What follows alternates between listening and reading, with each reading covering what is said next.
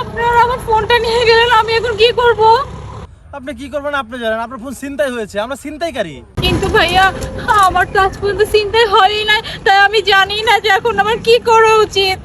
হ্যাঁ এখনো চিন্তাই হয়নি। আপনি একটা কাজ করেন, এখন এখন আপনি হাউমাউ করে কানবেন, লোক জড়ো করবেন, তারপর থানায় গিয়ে জিডি করবেন, ঠিক আছে? আচ্ছা ঠিক আছে, যান।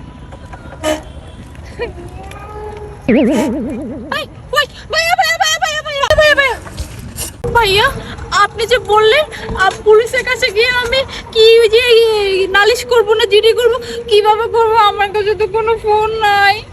ও আচ্ছা, ফোন লাগবে? ফোন এই যে নেন ফোন, সুন্দর করে থানায় যা জিডি করবেন।